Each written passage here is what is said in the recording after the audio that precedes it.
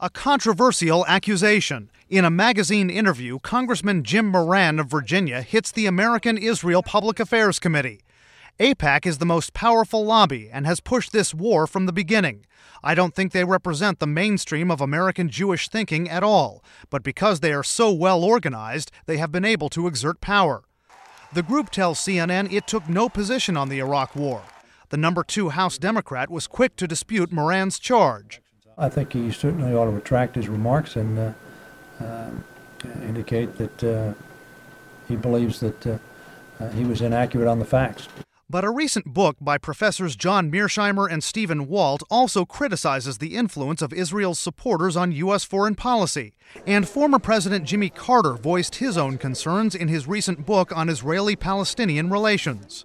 There's a tremendous intimidation in this country that has silenced our people. Those points have been hotly disputed by the American Jewish leadership. Former Secretary of State George Shultz defended AIPAC in a book by the head of the Anti-Defamation League. The notion that U.S. policy on Israel and the Middle East is the result of their influence is simply wrong.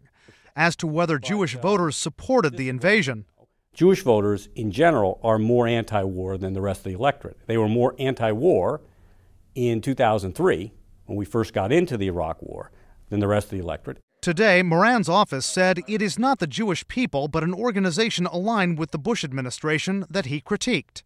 In 2003, Moran apologized for saying Iraq would not have been invaded without the Jewish community's support. He survived a primary and got reelected in 2004, but his latest remarks could prompt another challenge. Brian Todd, CNN, Washington.